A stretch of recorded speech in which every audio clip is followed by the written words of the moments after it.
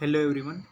Today we are coming back with our lecture number 5 of this series, that is Heat and Optics. Okay. सो इसका हमारा topic चालू है, heat part चालू है हमारा, ऑप्टिक्स हमने स्टार्ट नहीं किया अभी तक। इसका हमारा देखने वाले थर्मल कंडक्टिविटी। तो हमने पहले भी डिस्कस किया हुआ कि थर्मल कंडक्टिविटी क्या रहता है। ओके, इसके नाम में ही आप बहुत कुछ छुपा हुआ है। तो इसका जो थर्म जो रहता है ना, थर्मल जो पार्ट है, ये एक्चुअल में रिप्रेजेंट करता है हीट को, हीट टेम्परेचर ऐसी चीज़ों को, हीट को रिप्रेजेंट करता है थर्मल। तो मतलब वो एक्चुअल में टेम्परेचर को मेजर, ये टेम्परेचर के रिलेटेड। ओके, देन ये जो है कंडक्टिविटी पार्ट, ओके, ये क्या कंडक्शन को रिप्रेजेंट करता है। ओके, तो कंडक्शन की प्रोसेस हमें मालूम है। कंडक्शन मतलब कभी भी क्या होता है कि पार्टिकल्स एक ही जगह पर रहेंगे, बस वो उनका कुछ पार्ट आगे आगे भेजेंगे। Okay, means just like energy को आगे आगे भेजेंगे। ओके, तो ये क्या होता था, कंडक्शन होता था। एक पार्टी जैसे दूसरे भी, तीसरे भी, चौथे, ऐसा ऐसा करके वो आगे आगे चला जाता था। ऐसा इसको बोलते हैं कंडक्टिविटी। ओके, तो ये चीज़ रहती थी। तो वही है कि ये हीट का कैसे कंडक्शन होता है। ओके, उसको मेज़र करने के लिए ये क्वांटिटी यूज़ की जाती है, जिससे बोला जाता है थर्मल कंडक्टिविटी। आगे देखते हैं इसको डिटेल में। ओके, ये अभी तो मैंने सिर्फ एक इंट्रो बताया। तो ये कैसे है देखो, पहले एक ना एक्सपेरिमेंट कंसिडर करते हैं। ओके, इजी एक्सपेरिमेंट है, कुछ नहीं है इसमें ज़्यादा। तो इसमें कंडक्शन हम देखेंगे थ्रू मेटल रॉड। भी मेटल का रॉड हमें पता मालूम है। ओके, तो वैसा रॉड हमने कंसिडर किया हुआ है। अभी इस पिक को तुरंत मत देखो। ओके, तो पहले से मैं बताता हूँ। देखो, ये मेटल रॉड है। ओके, और देन यहाँ पे बर्नर रखा हुआ है। ओके, उसका मेटल रॉड का लेंथ क्या दिया हुआ है, AB दिया हुआ है। ओके, देन यहाँ पे 4 थर्मामीटर्स का काम क्या रहता है, टेम्परेचर काउंट करना। ओके, लेकिन वो अलग अलग पोजीशन पे, एक इस पोजीशन पे, एक इस पोजीशन में, एक इस, मतलब आगे आगे डिस्टेंस बढ़ते जा रहा है। ओके, और जो बर्नर है वो क्या, उससे सिर्फ एक एंड पे, रॉड के किसी एक एंड पे है, और देन रॉड में 4 ऐसे वहाँ पे ये गैप्स बना दिए, और गैप्स में क्या उन्होंने थर्मामीटर रखा हुआ है। क्यों, तो वहाँ पे टेम्परेचर क्या होगा वो मेजर करने के लिए। ओके, तो इनिशियल स्टेज पे क्या होगा कि टेम्परेचर सबका कांस्टेंट रह जाएगा। ओके, तो क्या होगा, देखो, consider a metal rod AB। Okay, इस मेटल रॉड की लेंथ है AB। The thermometers T1, T2, T3 and T4। Okay, ये 4 थर्मामीटर्स है, are inserted in equidistance holes which are drilled in the rod. मतलब क्या है इक्विडिस्टेंस होल, मतलब क्या, सेम डिस्टेंस पे होल्स बनाए गए हैं जो एक्चुअल में ड्रिल किए गए हैं। ड्रिल मालूम है ना, जो अभी आप तो इंजीनियरिंग स्टूडेंट्स है तो ड्रिल तो पता ही रहता है सबको। ओके, सबके घर पे रहता है। वो ड्रिल से होल किया जाता है उसके अंदर, रॉड के अंदर, और वहाँ पे ये 4 टेम्परेचर जो थर्मामीटर्स है वहाँ पे वो इंसर्ट किए गए। Okay, a small amount of mercury is added in these holes for good contact between thermometers and rod. Okay, तो यहाँ पे देखो क्या है, जो मर्क्यूरी का स्मॉल अमाउंट यहाँ पे ऐड किया जाता है होल्स के अंदर। क्यों ऐड किया जाता है, फॉर गुड कंडक्शन। ओके, यहाँ पे जो मर्क्यूरी है वहाँ पे वो होल्स में यहाँ पे ऐड किया जाता है, किस लिए, तो कांटेक्ट अच्छे से वहाँ पे होने के लिए, थर्मामीटर्स और रॉड के बीच में। Before heating all thermometer show same temperature. तो क्या है, जब टेम्परेचर जो है हीटिंग होने से पहले टेम्परेचर क्या होता था, सेम दिखाता था थर्मामीटर्स। ओके, क्यों सेम दिखाता था, क्योंकि वहाँ पे कुछ हीटिंग ही नहीं किया है, कोई हीट दिया ही नहीं है। अगर हीट देंगे ही नहीं रॉड को तो पार्टिकल्स कुछ आगे भेजेगा क्या, नहीं भेजेगा। तो वो टाइम पे क्या रहेगा, जो रूम टेम्परेचर का रहेगा वही उसका भी रहेगा टेम्परेचर, कुछ टेम्परेचर चेंज नहीं होगा। अगर टेम्परेचर चेंज नहीं हो रहा है तो जो थर्मामीटर है वो रीडिंग क्या शो करेगा, वो सब सेम ही रीडिंग शो करेंगे, क्योंकि सबकी जगह पे सेम टेम्परेचर हुए वहाँ पे। ओके, किसी भी तरह का टेम्परेचर का इंक्रीज नहीं, डिक्रीज नहीं, कुछ नहीं। ओके, सेम टेम्परेचर है हर जगह पे। ओके, तो अभी तक तो इतना समझ में आया कि इनिशियल स्टेज में क्या होने वाला है, टेम्परेचर सेम रहने वाला है। मतलब ये कंडीशन तुरंत नहीं आएगी। ओके, इसमें टाइम लगेगा। टेम्परेचर T1, T2, T4 है। ओके ना, तो ये टाइम लगेगा ये आने में। ओके, ये तुरंत नहीं आएगा। पहले स्टार्टिंग में हमने हीट किया ही नहीं है। ओके, इनिशियल स्टेज कंसिडर कर रहे हैं, तो वहाँ पे क्या रहेगा, पूरा टेम्परेचर एक ही लेवल पे आएगा। मतलब यहाँ पे होगा या फिर यहाँ पे होगा। ओके, लेकिन एक ही लेवल पे रहेगा, वो ऊपर नीचे नहीं। ओके, ये मीन समझ लो आप। अभी क्या करेंगे, हम हीटिंग को बढ़ा देंगे थोड़ा। ओके, हीटिंग चालू कर देंगे, मतलब अभी तक हीटिंग नहीं कर रहे थे, अभी हीटिंग चालू कर दिया समझ लो, ओके। हीटिंग चालू कर दिया तो टेम्परेचर ऐसे इंक्रीज़ होना चालू हो जाएगा, देखो धीरे धीरे धीरे धीरे इंक्रीज़ हो रहा है। तो इंक्रीज़ भी कैसे हो रहा है, देखो जो पहला पॉइंट है, जो यहाँ पे पहला कंसिडर करते हैं, ओके। जो कैंडल से हम हीट दे रहे हैं ना, ये फ्लेम आ रही है, तो यहाँ पे जो पहला है ना, वहाँ पे टेम्परेचर कभी भी जल्दी वहाँ पे ग्रो करेगा, ओके, जल्दी इंक्रीज़ होगा। और जो सेकेंड है ना, उसमें थोड़े टाइम बाद चालू होगा, और जो थर्ड है ना, उसमें भी थोड़े टाइम बाद चालू होगा, पर लास्ट में क्या होगा, सबका सब एक ही लेवल पे आके रुक जाएगा, ओके। ये भी चीज़ होगी, सब जो टेम्परेचर है एक ही चीज़ ऐसा कंटिन्यू हम चालू रहेंगे तो एक ही जगह पे जाके रुक जाएंगे, ओके।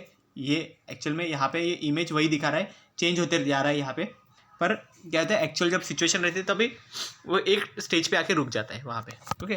तो इसमें भी देखो दिखाया कि जहाँ पे बर्नर रखा हुआ है, बर्नर के पास में जो है उसका टेम्परेचर ज़्यादा है, देन सेकेंड वाला है उसका टेम्परेचर थोड़ा सा कम है, नेक्स्ट और कम, नेक्स्ट कम। इन्होंने क्या किया, जो टेम्परेचर दिया ना, उसको कुछ टाइम के बाद उसको मेज़र किया कि ये बाकी सब क्या क्या रीडिंग शो करते हैं, तो वो टाइम पे रीडिंग्स ऐसे मिले हमें, ओके, ऐसा। नेक्स्ट देखते हैं, देखो if and A is heated, तो अभी यही बताया गया है, देखो जो एंड था, ए एंड यहाँ पे था, ओके, उसको हीट कर रहे हैं, इट एब्जॉर्ब्स हीट एनर्जी, वो हीट को एब्जॉर्ब कर रहा है, हीट को जैसे ही उसने एब्जॉर्ब कर लिया, ये and transfer through the rod, और रॉड के साथ वो ट्रांसफर कर रहा है, क्योंकि वो सॉलिड चीज़ है, सॉलिड में से क्या होता है, कंडक्शन होता है, तो रॉड को क्या कर रहा है, सब जो हीट थी वो ट्रांसफर कर रहा है, कहाँ पे, तो एंड बी तक, ओके। तो बीच में भी जाएगा, तो बीच में और थर्मामीटर से 4 थर्मामीटर हमने देखे थे, okay. As end A is continuously heating, okay, A end है जो उसको कंटिन्यू हीट दे ही रहे, तो क्या हो रहा है, हीट आगे आगे आगे बढ़ रही है, जैसे जैसे आगे बढ़ रही है, okay. All thermometers show continuously increasing temperature, तो जितने भी थर्मामीटर्स जो रखे हुए हैं, तो उनका टेम्परेचर क्या हो रहा है, कंटिन्यूसली इंक्रीज होते जा रहा है, ओके। उसका देन नेक्स्ट क्या है, such state is called as variable state, तो ऐसी स्टेट को क्या बोला जाता है, वेरिएबल स्टेट बोला जाता है, मतलब क्या होता है जिसमें सब चेंज होते रहते हैं, okay. Such state is called as variable state, okay. ऐसे स्टेट में क्या होता है, एक्चुअल में वेरिएबल होता है वहाँ पे, ओके। देन नेक्स्ट क्या है, after sufficiently long time, okay. तो वेरिएबल मतलब क्या रहता है, वेरिएबल स्टेट मतलब चेंजिंग स्टेट, ओके। इस स्टेट को आप चेंजिंग क्यों बोल रहे हैं, क्योंकि इसमें सारे के सारे जो रीडिंग दिखा रहे हैं, जो हमारे थर्मामीटर्स लगाए हुए हमने, हर एक का टेम्परेचर कुछ अलग ही दिखा रहा है, अलग ही शो कर रहा है, तो ऐसे केस में उस स्टेट को हम एक्चुअल में क्या बोला जाता है, वेरिएबल स्टेट बोला जाता है। रीज़न वही है उसका कि वो अलग अलग रीडिंग्स दिखा रहे हैं वहाँ पे, ओके। हर एक जो हमारा थर्मामीटर है वो अलग अलग रीडिंग शो कर रहा है, इसलिए उसको बोला जाता है variable state, okay. Then next क्या होगा, after sufficiently long time, okay, बहुत टाइम के बाद, okay, all thermometer shows steady temperature called steady state, बहुत टाइम के बाद जितने भी थर्मामीटर्स हैं वो क्या करते हैं, स्टेडी टेम्परेचर वहाँ पे शो करते हैं, ओके, स्टेडी स्टेट का। जो भी थर्मामीटर्स है, all thermometers show temperature called steady state, okay. तो मतलब क्या होता है, बहुत टाइम के बाद क्या हो जाएगा, जब हम कंटिन्यू हीट बढ़ाते जाएंगे, हीट देते ही रहेंगे हम कंटिन्यू, लेकिन एक टाइम आएगा कि उसके बाद तो थर्मामीटर के रीडिंग भी खत्म हो जाएंगे ना, ओके। तो वो उसके आगे तो रीडिंग नहीं शो करता है, तो वो टाइम पे वो एक स्टेडी स्टेट पे आ जाएगा और रुक जाएगा वो, ओके। यहाँ पे इसको भी स्टेडी स्टेट ही बोलते हैं, जहाँ पे एक टाइम के बाद यहाँ पे देखो रीडिंग बढ़ नहीं रहे, ओके। बट एक्चुअल में ये ऊपर के साइड भी रीडिंग दिखाएगा, ओके। ऊपर के साइड भी यहाँ पे कुछ रीडिंग हो गए, फिर उसके बाद वो रुक जाएगा, ओके, मतलब एकदम अपर स्टेज पे आ जाएगा। At steady state rate of heat absorption is equal to rate of heat lost by the rod, okay. तो स्टेडी स्टेट में क्या होगा कि जो रेट है हीट एब्जॉर्प्शन का रॉड का, वो, और हीट लॉस करने का रॉड के वजह से जो हीट लॉस होती है, वो दोनों की भी रेट सेम हो जाएंगे, ओके। ऐसी कंडीशन में तभी हमें मिलेगी स्टेडी स्टेट। तो स्टेडी स्टेट के लिए कंडीशन क्या है, at steady state rate of heat of absorption is equal to the rate of heat lost by the rod, okay. Rod से जो हीट लॉस्ट हो रही है वो, और रेट जो हीट एब्जॉर्प्शन का रेट है वो, ओके, वो एक्चुअल में क्या हो जाएगा, वहाँ पे इक्वल हो जाएगा, मीन्स सेम हो जाएगा। नाउ नेक्स्ट देखते हैं कुछ, अभी इसके डेफिनेशन देखेंगे, ओके। डेफिनेशंस क्या क्या होंगे वो देखते हैं। तो वेरिएबल स्टेट देखते हैं, देन वहाँ पे हमने देखा हुआ है कि ओके, तो अभी क्या है, हमने जो दो स्टेट देखे थे उनके डेफिनेशन देखनी, variable state of acceptance and steady state. Steady मतलब क्या रहता है कि एक जगह पे रुका हुआ, वो आगे नहीं जा रहा है, बिल्कुल ऐसा एक जगह पे रुका हुआ रहता है उसको स्टेडी बोलते हैं, और जो घूमता रहता है उसको कंटिन्यू स्टेशनरी बोलते हैं वैसे तो, और जो चेंज होता रहता है, खुद का फॉर्म चेंज करता रहता है, ऐसा एक जगह पे कांस्टेंट नहीं रहता, वैसे उसको वेरिएबल बोला जाता है, okay.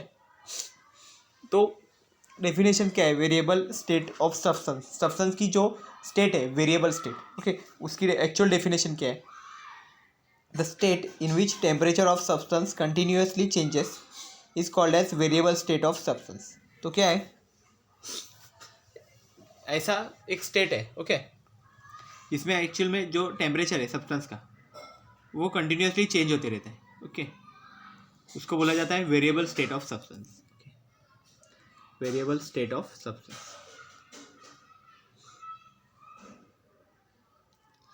At variable state, the rate of heat absorption is greater, not equal than rate of heat lost by substance, okay। तो वेरिएबल स्टेट में ये भी होता है कि जो रेट है हीट का एब्जॉर्प्शन का, ओके, वो बहुत ज़्यादा रहता है then rate of heat lost by substance, okay.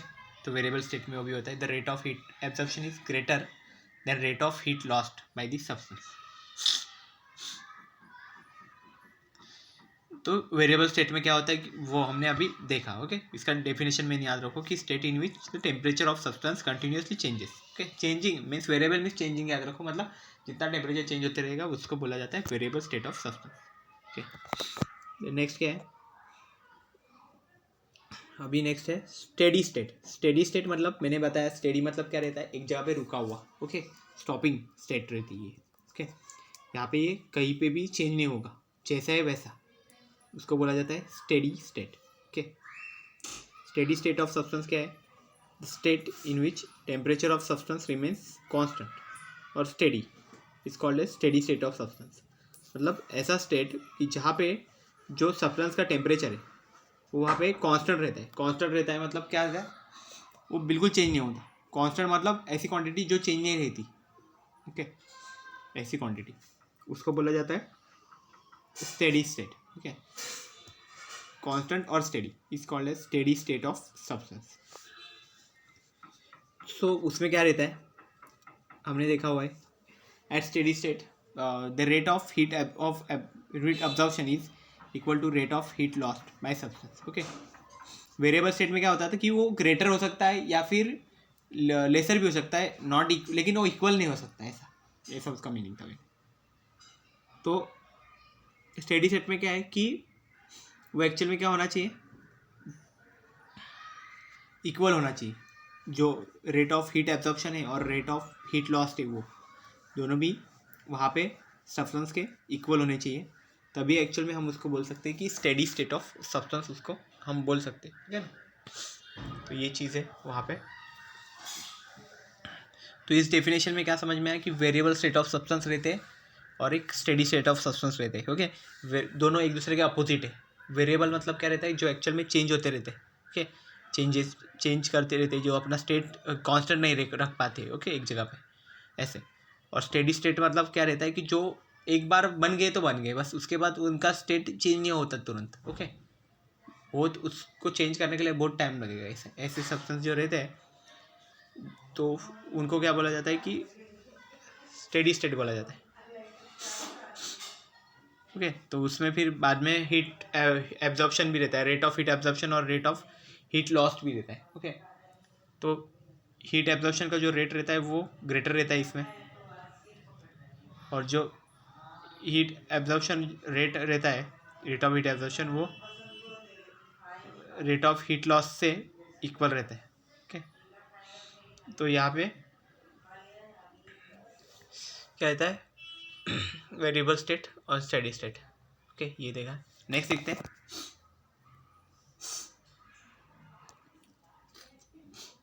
अभी क्या देख रहे हैं, टेम्परेचर ग्रेडियंट। ओके, ग्रेडियंट क्या रहता है, टेम्परेचर ग्रेडियंट, वो अभी हम स्टडी करेंगे। ओके, सो इसमें क्या रहता है कि स्टेडी स्टेट है। Okay, at steady state the rate of change of temperature with distance is called as temperature gradient. मतलब कितने डिस्टेंस तक टेम्परेचर चेंज हो गया है। ओके, मतलब कहाँ तक उसको टेम्परेचर एक्चुअल में चेंज हो रहा है। ओके, वो फाइंड करना, उसको बोला जाता है टेम्परेचर ग्रेडियंट। ओके, मतलब अगर कोई भी, अगर बॉडी कंसिडर करो, कोई भी डिस्टेंस कंसिडर करो, इतना इतना डिस्टेंस है, अगर इसका मैं यहाँ से यहाँ तक का ये डिस्टेंस है, कुछ अगर कांस्टेंट करूँ, ये डी डिस्टेंस अगर कंसिडर करते हैं ये। ओके, और इसका जो टेम्परेचर चेंज हो रहा है, टेम्परेचर चेंज मतलब ये पॉइंट पे अलग टेम्परेचर है, θ1 है, ये पॉइंट पे अलग है, θ2 है, तो दोनों के बीच का अगर टेम्परेचर चेंज निकालूँ तो कितना होगा, θ2 माइनस θ1, मतलब फाइनल माइनस इनिशियल होगा। तो कितना बनेगा ये θ1, तो यहाँ पे θ1 माइनस θ2 कर दे। क्यों, क्योंकि अगर हम यहाँ से अगर कंडक्शन दे भी रहे हैं तो उसको, तो क्या होगा, θ1 ज़्यादा होगा ना, तो θ1 माइनस θ2 करेंगे यहाँ पे। ओके,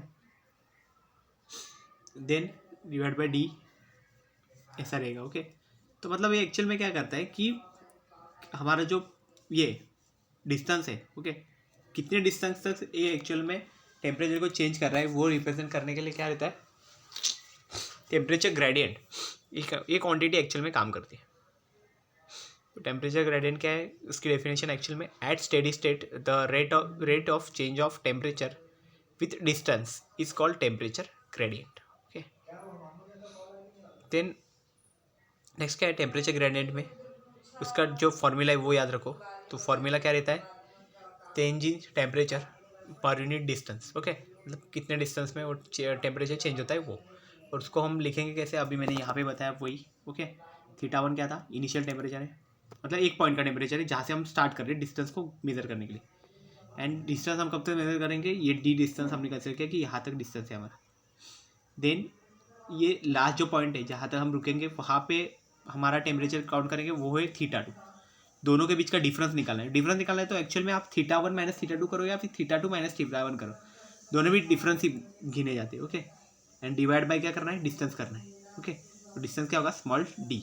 ओके, और देन इसका क्या है, ये हो गया। आपको फॉर्मूला तो समझ में आया, अभी इसका फॉर्मूला क्या है। ओके, देन अभी क्या रहेगा कि इसका ऐसा यूनिट क्या रहेगा। तो ऐसा यूनिट कैसे फाइंड करते हैं, तो पहले तो इस दोनों का ही देखो, तो θ1 माइनस θ2 करोगे, सो θ1 माइनस θ2, तो मीन्स जो न्यूमरेटर में जो क्वांटिटी है वो एक्चुअल में है टेम्परेचर। तो temperature is always is given by the degree kelvin. Okay, unit is degree kelvin. And जो डिस्टेंस है, डिस्टेंस के लिए हमारे पास ऐसा यूनिट है मीटर। ओके, तो इसलिए इसका यूनिट बन जाएगा डिग्री केल्विन पर मीटर। ओके, देन इसका अगर आप अदर यूनिट्स है, ओके, तो वो क्या रहेगा, ऐसा यूनिट ही है दूसरे, वो है डिग्री सेल्सियस पर मीटर। ओके, ये भी है।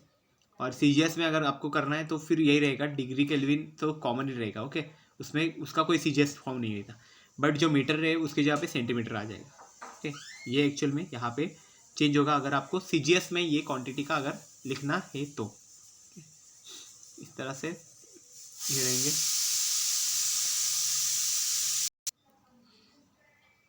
भी देखो टेम्परेचर जो है, ओके, तो अभी इसका क्या करेंगे हम, टेम्परेचर ग्रेडियंट का हमें डायमेंशन भी लिखना है।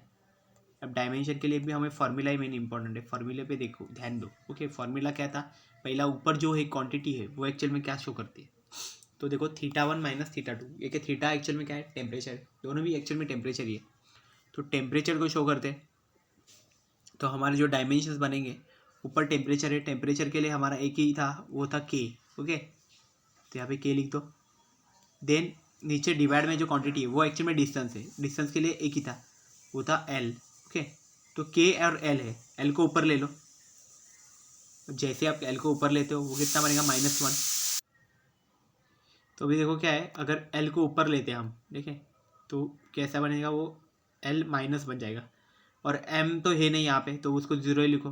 टी भी नहीं है यहाँ पे, तो उसको भी ज़ीरो लिखो। के है यहाँ पे, तो उसको के लिखो, के का 1 लिख दो, ठीक है ना, के है इसलिए जो प्रेजेंट है उसका लिए कुछ ना कुछ तो 1 रहेगा। ओके, जो ऑब्सेंट है उसके लिए 0 रहता है। ओके, तो ये हो गया इसका डायमेंशन। अभी नेक्स्ट देखते हैं।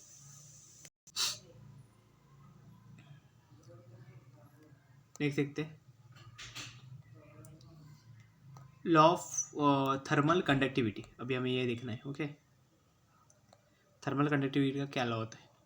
ओके, तो इसमें पहले समझ लो कि ये एक्चुअल में होता कैसे है। तो यहाँ पे देखो ये क्या किया हुआ है कि एक बीच में सिलेंडर कंसिडर किया हुआ है। ओके, ये कंसिडर किया है, कंसिडर है metal rod X Y initially at steady state. तो ये सिलेंड्रिकल जो है, सिलेंड्रिकल रॉड है एक्चुअल में। ओके, जो आपने पहले दिखाया था ना वैसे ही। Okay, metal rod type.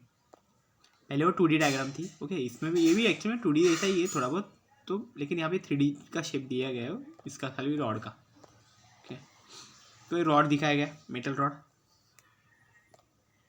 तो इनिशियली ये स्टेडी स्टेट पे ओके बताया गया, मतलब इस पर कुछ नहीं किया गया है, किसी भी तरह का हीट नहीं दिया गया है, तो वो स्टेडी स्टेट बोला जाता है। क्योंकि इस टाइम में क्या होता है कि जो टेम्परेचर है वो सेम दिखाते हैं। अभी तो कुछ अलग दिखा रहा है इसमें टेम्परेचर, बट ये एक्चुअल में टेम्परेचर यहाँ तक यहाँ रहेगा, दोनों सेम रहेंगे टेम्परेचर उस टाइम। स्टेडी स्टेट में एक्चुअल में ऊपर इतना रहेगा ही नहीं टेम्परेचर यहाँ नीचे कहीं पे रहेगा। ओके, दोनों का भी सेम रहेगा और ये रहेगा इसका स्टेडी स्टेट। बाद में ही ऊपर जाएंगे। ओके, जैसे हम हीट देंगे तभी, और जो हीट देंगे उसका अमाउंट कितना रहेगा Q। जैसे हीट देना चालू कर दिया, चलो अभी हीट देना चालू कर दिया ऐसा समझ लो। ओके, पहला क्या है, इनिशियल स्टेट में क्या होगा, यहाँ पे टेम्परेचर रहेगा सेम रहेगा दोनों का भी। एंड देन क्या, ये जो एरिया है इसका, ओके क्रॉस सेक्शनल एरिया, वो है ए, कैपिटल ए जो है वो area of cross section of rod है। ओके, रॉड का जो क्रॉस सेक्शन एरिया है, क्रॉस सेक्शन मतलब कभी भी क्या देखोगे, क्रॉस में देखना है कोई भी चीज़। अगर ये रॉड रखा हुआ है वो सामने से तो ऐसे दिख रहा है, पर अगर इसको क्रॉस में देखोगे तो आपको इसको यहाँ पे जो ये सर्कुलर पार्ट है वो भी दिखेगा, तो वो उसको बोला जाता है क्रॉस सेक्शनल एरिया, इसलिए बोला जाता है। देन नेक्स्ट क्या है कि अभी हम इसको हीट देंगे। ओके, एक एंड से हीट देंगे, मतलब कोई भी एक एंड से इस एरिया ऑफ क्रॉस सेक्शन को हीट देंगे, यहाँ से क्यू अमाउंट का हीट वहाँ पे प्रोवाइड करेंगे। ओके, तो अगर क्यू अमाउंट का हीट प्रोवाइड करते हैं तो क्या होगा वो सब आगे देखेंगे। ठीक है, पहले ये समझ लो कि क्या है, इसका डिस्टेंस कितना दिया है, स्मॉल डी से रिप्रेजेंट किया हुआ है। इसमें जो टेम्परेचर है उसके एंड पे जो है temperature of and x. Okay, जो एंड पे जो टेम्परेचर है वो एक्चुअल में कितना है, एक्स है। एक्स एंड पे जो टेम्परेचर है उसको क्या शो किया गया है, मतलब यहाँ पे जो टेम्परेचर बनेगा इस थर्मामीटर में, ओके जो कुछ बनेगा वो θ1 रहेगा। ओके, यहाँ पे लिखा हुआ है। और जो यहाँ पे जो है वाई एंड पे ये टेम्परेचर कुछ बनेगा, ये है वाई एंड। ओके, यहाँ पे कुछ ना कुछ तो टेम्परेचर बनेगा क्योंकि थर्मामीटर लगाया हुआ है तो टेम्परेचर बनेगा। ओके, तो वो टेम्परेचर रहेगा θ2। हीट देने के बाद क्या होता है वो हमें देखना है। ओके, तो ये क्वांटिटी पहले समझ लो कि क्या क्या था। एक था A, area of cross section of rod. Okay, हम डेरिवेशन करने वाले, इसका थर्मल कंडक्टिविटी का फॉर्मूला यहाँ पे डिराइव करने वाले। ओके, तो इसलिए क्वांटिटी हमें इंपॉर्टेंट है। एक्स वाई एक्चुअल में लेंथ है उसका, मतलब एक्स वाई उनके दोनों एंड्स दिए हुए। ओके, उनका वेरिएबल्स दिया हुआ है एक्स वाई। ओके, देन जो उसका लेंथ है एक प्रॉपर लेंथ वो कितना है, डी है, स्मॉल डी। ओके, और लेंथ है रॉड का। देन ए क्या है, उसका area of cross section of rod है। देन θ1 है वो टेम्परेचर है, एक्स एंड पे जो हमने थर्मामीटर लगाया उसमें जो टेम्परेचर आएगा उसको θ1 बोलेंगे हम, वो कितना भी हो सकता है। ओके, और θ2 है वो टेम्परेचर है वाई का, वो भी कितना भी हो सकता है। ओके, वो हम आगे देखेंगे कि वो कैसे चेंज होता है किस हिसाब से। ओके, जब हम क्या करेंगे उसके बाद वो चेंज होगा। तो हमें ये तो मालूम है कि हीट प्रोवाइड तो करना पड़ेगा, और हीट यहाँ पे दिया हुआ है, देखो ये एक स्मॉल क्यू दिखा है, वही एक्चुअल में हीट है। तो हीट हम इसको देंगे, जैसे हीट देंगे तो क्या होगा, इसका टेम्परेचर बढ़ना चालू हो जाएगा।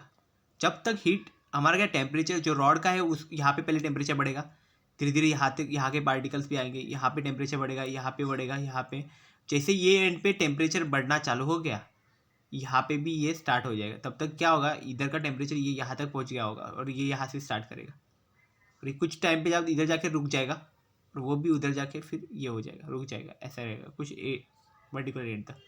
बट हम ऐसा नहीं देखेंगे ना, हम क्या करेंगे कुछ पर्टिकुलर टाइम में ही देखेंगे कि ये इतने टाइम तक ये किधर पहुँचा, ये इधर पहुँचा, ये इधर है। ओके, तो ये ऐसा ही एक लाइन बन सकता था वहाँ पे, पर इक्वल नहीं रहेंगे वैसे। ठीक है ना, क्योंकि कंडक्शन होने में भी तो टाइम चाहिएगा ना, और वो वहाँ तक उस एंड तक पहुँचने में टाइम जाएगा, तब तक इधर के एंड का टेम्परेचर बढ़ चुका होगा। ओके, ये चीज़ है। नेक्स्ट देखते हैं, देखो इसको कंटिन्यू करेंगे। तो क्या है, स्टेडी स्टेट में देखो क्या होता है, at steady state the rate of heat absorption is equal to the rate of heat loss by the rod. मतलब क्या होता है स्टेडी स्टेट का, ये हमें तो मालूम है, हमने पहले ये स्टडी किया, क्योंकि तो एब्जॉर्प्शन हीट एब्जॉर्प्शन का जो रेट है वो एक्चुअल में इक्वल है heat loss by the rod की तरह। Okay, heat loss by the rod जो है उसका रेट है वो, और हीट एब्जॉर्प्शन का रेट, ओके, दोनों के दोनों भी इक्वल है। तो ये चीज़ होती है स्टेडी स्टेट में। Okay, heat absorption rate and the heat loss rate, okay, दोनों के दोनों भी वहाँ पे इक्वल रहेंगे, मीन्स उसको इनवेरिएंट बोला जाता है, जो इक्वल रहते हैं ओके वो क्वांटिटी को।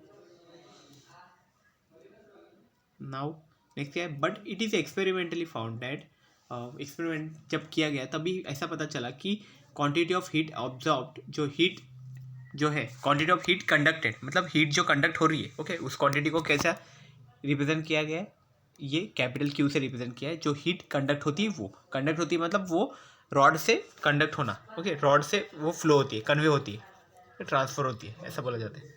Through rod, conducted through rod is directly proportional to, तो जो हीट है क्यू, ओके, तो ये एक्चुअल में क्या बोला, वो किसके साथ डायरेक्टली प्रोपोर्शनल टू है, ओके, तो ये सब क्वांटिटी के साथ वो डायरेक्टली प्रोपोर्शनल है।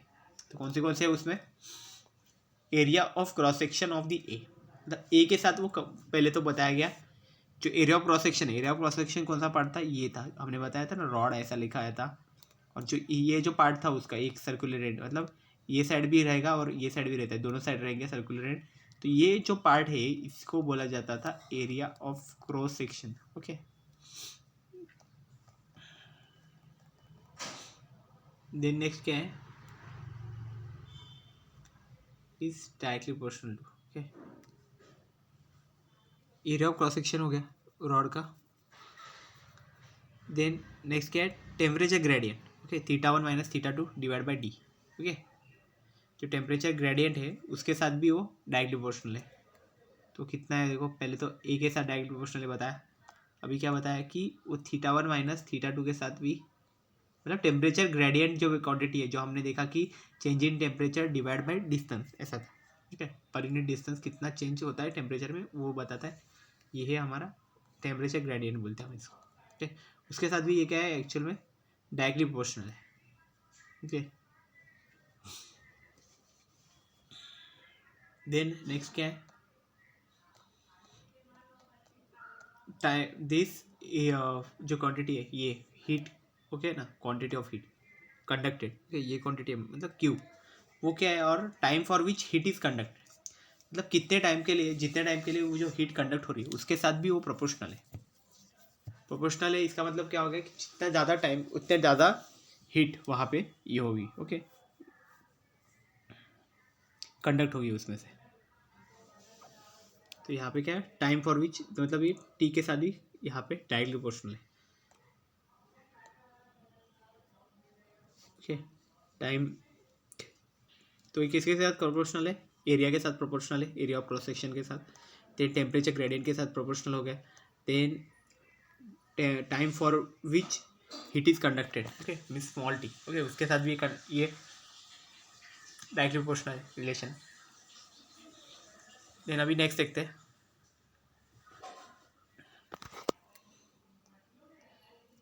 क्यू जो है इसका फॉर्मूला कैसे बनेगा, Q is directly proportional to, फिर बनेगा देखो पहला एरिया है, देन टेम्परेचर ग्रेडियंट है थीटा 1 माइनस थीटा 2,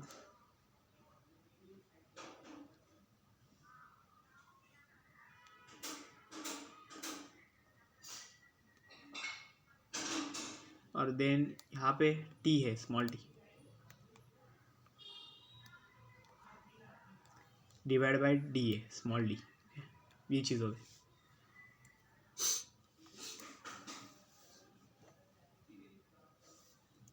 ओके, ये हो गया।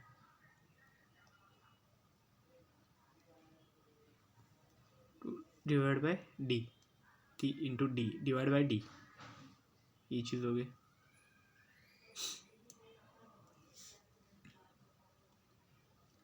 तो यहाँ पे होगा Q is directly proportional to A into theta one minus theta two divide by d into T.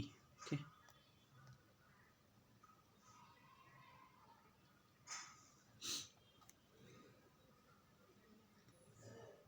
Next देखते हैं।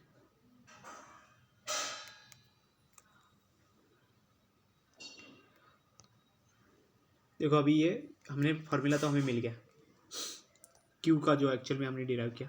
Okay, Q is directly proportional to A into theta one minus theta two into t, ये formula हमने derive किया। Then Q है वो अभी इसकी जगह पे हम क्या करेंगे, इसका डायरेक्टली प्रोपोर्शनल का जो साइन है, प्रोपोर्शनलिटी साइन, वो हमें रिमूव करना पड़ेगा। ओके, हमें ऐसे नहीं रख सकते। तो क्या है, देखो क्यू था, ए है यहाँ पे ये quantity theta one minus theta to, ऐसे अगर मैं कंसिडर करूँ,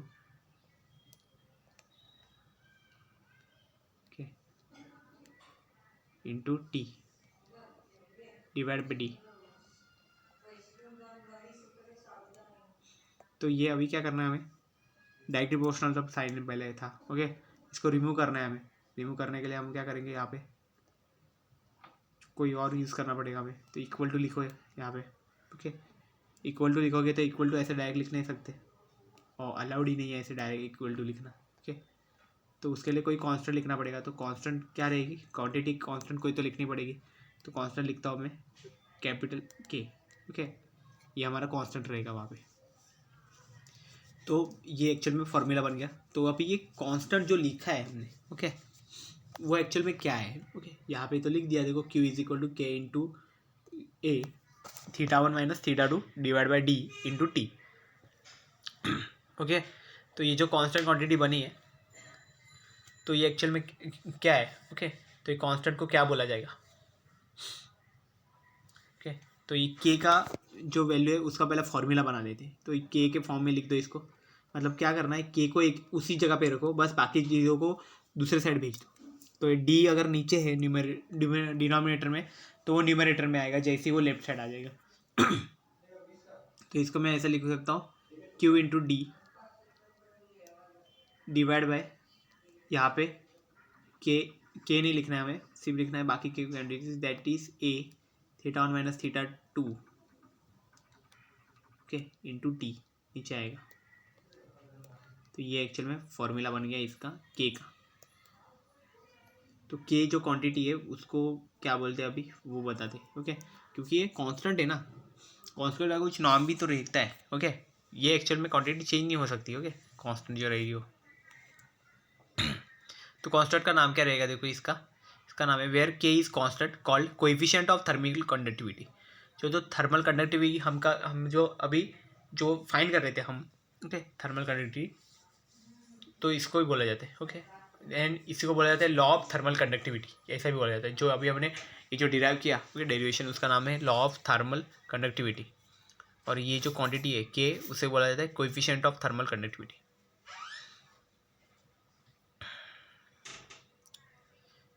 सो अभी क्या है इसमें, अभी हम ये डिपेंड किस पे करती है, देखो ये क्यू पे डिपेंड कर रही है। मतलब ये क्वांटिटी नहीं डिपेंड करती, क्योंकि ये क्वांटिटी तो कांस्टेंट है, इसमें कुछ फ़र्क नहीं पड़ेगा। लेकिन जो क्यू है वो एक्चुअल में चेंज होते रहता है। ठीक है, क्यू किस पे ए पे डिपेंड है, theta one minus theta to पे डिपेंड है, डी के साथ भी है, टी के साथ भी। इस सब क्वांटिटी पे वो एक्चुअल में डिपेंड करेगा कि वो जैसे चेंज हो गए उसके साथ ये भी चेंज होते रहेंगे। ओके, तो यही चीज़ है। ये डेरिवेशन का प्रैक्टिस करोगे समझ में आ जाएगा। कुछ नहीं है इसमें, सिर्फ नॉर्मली हमने जो क्वांटिटी पहले प्रोपोर्शनल थी वो लिख दिए, उसके बाद प्रोपोर्शनलिटी साइन रिमूव कर दिया। तो प्रोपोर्शनल साइन जैसे रिमूव कर दिया तो वहाँ पे हमें प्रोपोर्शनलिटी कांस्टेंट लेना पड़ता है। जैसे हम साइन में उसका रिमूव करते हैं और इक्वल टू लिखते हैं तो एक प्रोपोर्शनलिटी कांस्टेंट आ जाता है। तो यहाँ पे जो वो कांस्टेंट है के, ओके, और ये के की एक्चुअल में हमें ज़रूरत थी, के को ही हम फाइंड कर रहे थे। तो के जो है थी वो क्वांटिटी एक्चुअल में क्या थी हमारी, थर्मल कंडक्टिविटी थी। कोएफिशिएंट ऑफ थर्मल कंडक्टिविटी उसको बोला जाता है। ओके, जो एक्चुअल में बताता है कि कितने अमाउंट में उसमें से हीट कंडक्ट हो रही है, ओके, मटेरियल में से, वो ये थर्मल कंडक्टिविटी बताता है। और इसको ही ऐसे भी बोला जाता है, लॉ ऑफ थर्मल कंडक्टिविटी भी बोला जाता है। नेक्स्ट देखते हैं। अभी क्या है नेक्स्ट जो टॉपिक है वो है डेफिनेशन इसका। Okay, definition of coefficient of thermal conductivity. तो डेफिनेशन के लिए क्या चाहिए, पहले तो फॉर्मूला ही चाहिए, उसके बिना डेफिनेशन बता नहीं सकते हम। ओके, पॉसिबल नहीं होता। तो डेफिनेशन देखो कैसे बनेगा, डेफिनेशन को भी पहले थोड़ा सा डिराइव करना पड़ेगा, उसके बिना ही होगा ये, उसके बाद ही होगा ये। तो पहले तो जो फॉर्मूला डिराइव किया अभी वो लिखो, that is K is equal to capital Q into D divide by A into theta 1 minus theta 2 into T. Okay, ये हो गया। देन नेक्स्ट क्या रहता है, K equal to capital Q into capital Q के साथ क्या क्या आएगा। Okay, capital K equal to capital Q into small D divide by A into theta 1 minus theta 2 upon small D into T. Okay, ये चीज़ हो गई। मतलब क्या किया अभी इन्होंने, सिर्फ स्मॉल डी था ना, उसको नीचे ले लिया। ओके, वो चीज़ है।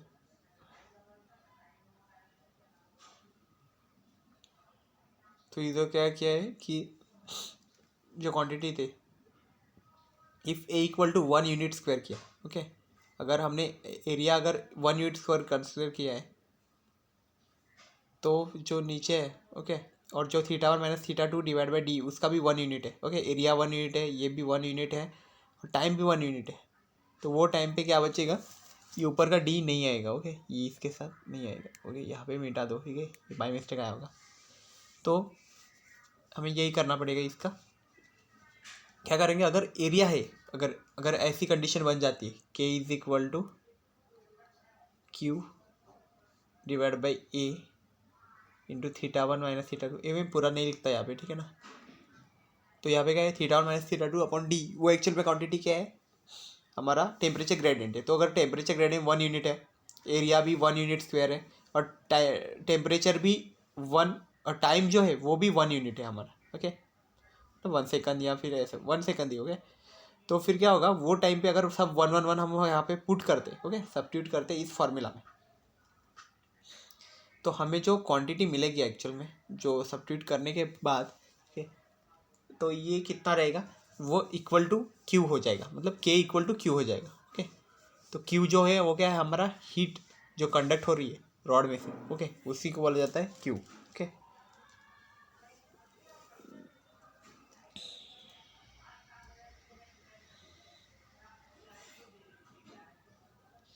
अभी क्या है, देखो यहाँ पे नीचे डेफिनेशन लिखा है, वो क्या है देखो, थस, ओके, देयरफॉर क्या, the coefficient of thermal conductivity of the material. तो मटेरियल जो है उसका हम थर्मल कंडक्टिविटी का जो कोएफिशिएंट है उसका डेफिनेशन लिख रहे हैं, is defined as the at steady state quantity of heat conducted through the material per unit time per unit area per unit temperature gradient। Okay, तो ये एक्चुअल में क्या है, क्या सब क्वांटिटीज नीचे है ना, एरिया भी नीचे है, theta 1 minus theta 2 divide by D, मतलब क्या है, हमारा टेम्परेचर ग्रेडियंट है वो एक्चुअल में। ओके, वो क्वांटिटी भी नीचे है, मतलब डिनोमिनेटर में, टेम्परेचर भी डिनोमिनेटर में।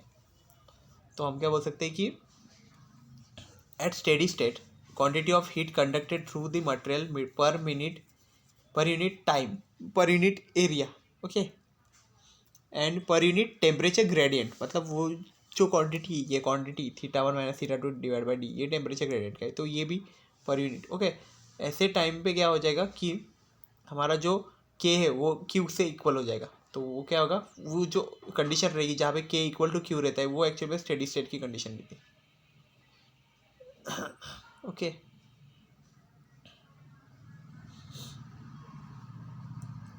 तो ये इसलिए ऐसा लिखा है कि the coefficient of thermal conductivity of the material is defined as steady state. Okay, at steady state, तो स्टेडी स्टेट में ये कंडीशन हमें मिलेगी के इक्वल टू क्यू का। ओके, स्टेडी स्टेट में क्या होगा कि क्वांटिटी ऑफ जो हीट है हमारी, ओके, कंडक्टेड, वो क्या रहेगी, वो हमारी क्या रहेगी, पर यूनिट टाइम पे पर यूनिट एरिया रहेगा उसका, और टेम्परेचर ग्रेडियंट भी रहेगा। ओके, उस पर डिपेंड करेगी। नाउ अभी क्या हो गया, नेक्स्ट पे जाते हैं।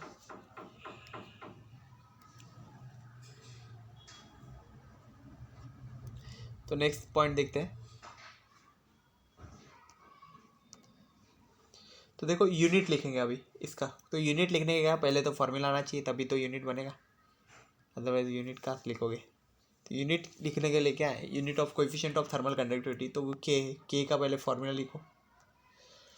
तो फॉर्मूला क्या होता है, K equal to Q into small D, okay, divide by A into theta one minus theta two upon D into T, okay. तो यहाँ पे देखो क्या है,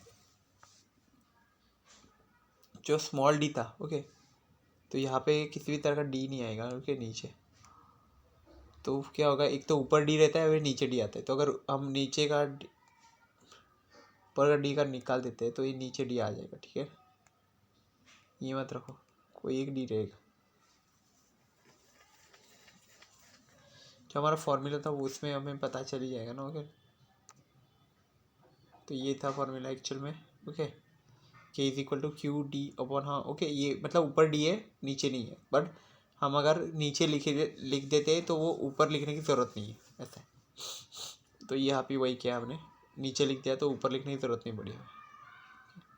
तो ये नीचे लिख दिया उसको, ओके। नीचे लिखने का मीनिंग क्या है कि वहाँ से वो क्या बन जाएगा, एक्चुअल में ऐसे पता चलेगा कि ये पूरी क्वांटिटी है टेम्परेचर ग्रेडियंट की। यहाँ भी वही किया हमने, नीचे लिखा हुआ है। सो के इज इक्वल टू क्या बनेगा, capital Q divide by A into theta one minus theta two divide by d, okay, into T, यहाँ पे बनेगा। और जो के है थर्मल कंडक्टिविटी का, ओके, उसका यूनिट लिखने के लिए अब क्या करेंगे, पहला तो ऊपर का क्वांटिटी हीट। तो हीट किसका यूनिट रहता है, हीट रिप्रेजेंट करते हैं कैलोरीज में, ओके। तो यहाँ पे लिखेंगे कैलोरीज,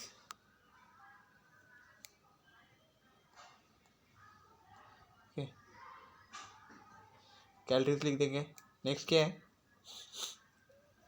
एरिया है वो क्या होगा, यहाँ पे लिखा हुआ है सीजीएस यूनिट में वो सेंटीमीटर स्क्वायर होगा। यहाँ पे पहले उन्होंने सेंटीमीटर सीजीएस यूनिट लिया हुआ है, तो कितना लिखा है, सेंटीमीटर स्क्वायर लिखा हुआ है, ओके। देन जो हमारा है टेम्परेचर ग्रेडियंट, तो उसका भी सीजीएस में लिखना पड़ेगा अभी। तो डिग्री सेल्सियस, तो डिग्री सेल्सियस सीजीएस नहीं होता, वो भी एसआई में ही आएगा, लेकिन degree Celsius divide by centimetre लिखेंगे, ओके। लेकिन एसआई के लिए मेन हम टेम्परेचर के लिए केल्विन यूज़ करते हैं मोस्टली, ओके। डिग्री सेल्सियस नहीं यूज़ किया जाता, degree Celsius divide by centimetre लिख दिया। टेम्परेचर के लिए सेकंड ही रहता है, फिर वो एसआई हो या फिर कोई और सिस्टम हो, एमकेएस सीजीएस, ओके, उसके लिए हमेशा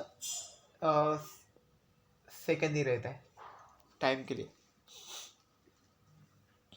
अभी क्या है, इसको अगर सॉल्व करें, कैलोरी डिवाइड बाय, फिर देखो सेंटीमीटर से यहाँ पे एक सेंटीमीटर गया, यहाँ से भी एक सेंटीमीटर निकल जाएगा, तो वो क्या बनेगा, वहाँ पे सेंटीमीटर हो जाएगा, तो centimetre degree Celsius into second ऐसा रहेगा। तो calorie divide by centimetre into degree Celsius into seconds, okay, ये एक्चुअल में यूनिट बन जाएगा। पर ये यूनिट देखो इसमें सेंटीमीटर है, डिग्री तो ये सब क्या होगा, सीजीएस यूनिट बन गया, ओके, डिग्री सेल्सियस है। अभी इसको एमकेएस फॉर्म में अगर लिखते हैं तो क्या बनता है, किलो कैलोरी, कैलोरी को लिखते हैं किलो कैलोरी, बाकी सब सेम ही रख देंगे, उसमें कुछ चेंजेस मत करो, ठीक है। किलो कैलोरी कर दो और सेंटीमीटर को मीटर कर दो, ठीक है, क्योंकि एमकेएस है ना, एमकेएस में मीटर किलोमीटर सेकंड ऐसा रहता है ना, मीटर किलोग्राम सेकंड ऐसा, kilo metre kilo calorie metre और डिग्री सेल्सियस सेकंड, ओके।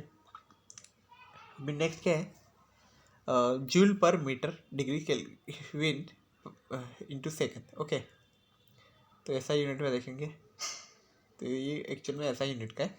इसमें क्या होता है कि जो हीट की क्वांटिटी है उसको जूल से ही मेज़र करते हैं, और जो हमारा एरिया है वो मीटर आएगा। देन हमारा जो टेम्परेचर रहता है उसको डिग्री केल्विन से देखते हैं, और टाइम रहता है वो तो सेकंड ही रहेगा, ओके। तो इस तरह से ये रहेगा।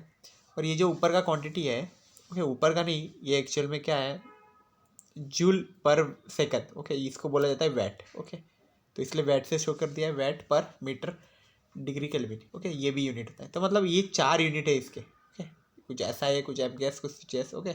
ऐसे आप कोई भी यूज़ कर सकते हो, ये भी SI में आएगा, ओके। जो क्वांटिटी में नेम ऑफ द साइंटिस्ट रहते हैं तो मोस्टली वो SI ही रहते हैं, ओके।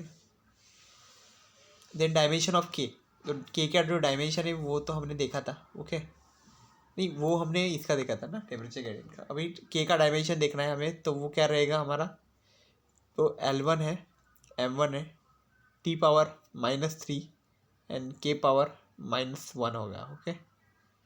ये चीज़ हो गया एक्चुअल में, मतलब जो Q रहेगा वो हीट का ले लो आप डायमेंशन, और बाकी तो नॉर्मल क्वांटिटीज है उनका डायमेंशन, ओके।